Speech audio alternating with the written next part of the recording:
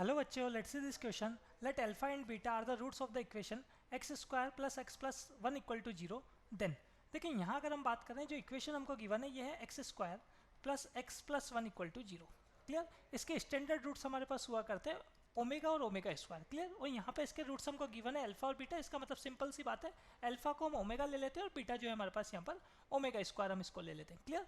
अब देखिए हमारे पास जो ऑप्शन है इनमें से देख लेते हैं करेक्ट ऑप्शन क्या होगा. तो फर्स्ट ऑप्शन के लिए अगर हम बात करें तो alpha square plus beta square हमको चेक करना है यहाँ पर.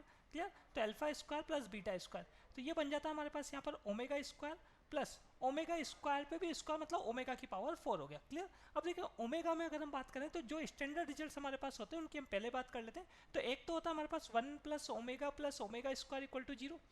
क्लियर. और साथ में अगर हम बात करें ओमेगा पे अगर हमारे पास 3 के मल्टीपल में कोई पावर चल रही है मतलब ओमेगा पावर 3n तो इसकी वैल्यू हमारे पास कितना हुआ करती है, इसकी वैल्यू हमारे पास हुआ करती है यहाँ पर simple 1. Clear.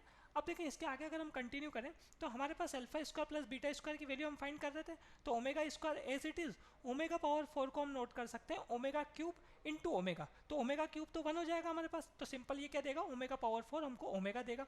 Omega plus omega square की वैल्यू कितनी आएगी -1 आएगी. क्यों? क्योंकि 1 प्लस ओमेगा स्क्वायर कितना होता है 0 होता है. तो ओमेगा प्लस ओमेगा स्क्वायर क्या देगा -1 देगा. क्लियर. तो हमारे पास जो फर्स्ट ऑप्शन है इसमें तो RHS में 4 चल रहा है, इसका मतलब ये तो इनकरेक्ट हो गया. क्लियर. बी ऑप्शन के लिए अगर हम बात करें तो ये है हमारे पास alpha minus beta whole square.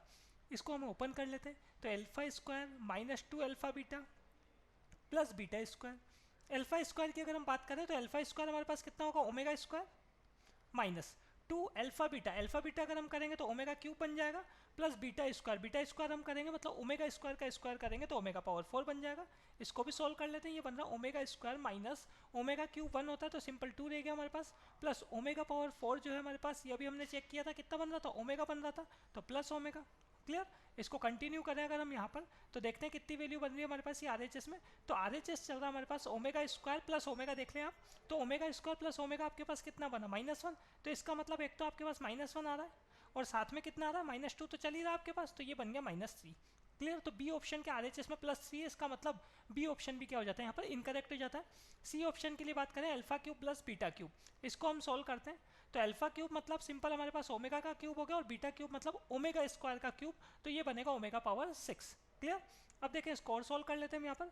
तो ओमेगा स्क्वायर का क्यूब आपने सोल्व किया देख लें. एक तो अल्फा का क्यूब क्या मतलब ओमेगा का क्यूब हो गया, एक बीटा का क्यूब मतलब ओमेगा स्क्वायर का क्यूब. तो ओमेगा स्क्वायर का क्यूब करूँगा तो ओमेगा पावर 6 ही आएगा. ओमेगा क्यूब हमारे पास 1 और ओमेगा पावर 6 को मैं omega cube into omega cube लिखूंगा मतलब 1 इंटू 1 कितना देगा 1 ही देगा. तो ये बन जाएगा हमारे पास यहाँ पर 2. सी ऑप्शन जो है इसका RHS में 2 ही चल रहा है, इसका मतलब ये करेक्ट हो जाता है यहाँ पर. डी ऑप्शन को भी हम चेक कर लेते हैं alpha power 4 plus beta power 4. Clear. तो RHS ही आएगा हमारे पास omega power 4 plus omega power 2 पे 4 पावर लगाएंगे तो ओमेगा पावर 8 हो जाएगा. ओमेगा पावर 4 हमको देगा कितना ओमेगा क्यूब इंटू ओमेगा कितना देगा ओमेगा. ओमेगा पावर 8 को अगर हम सॉल्व करेंगे तो omega cube into omega square तो ओमेगा स्क्वायर ही बचेगा और ये हमारे पास फाइनली कितना बनेगा -1. तो ये जो डी ऑप्शन है इसके RHS में +1 है, इसका मतलब ये भी क्या हो जाता है इनकरेक्ट हो जाता है. क्लियर. तो final answer is option number C. Best of luck.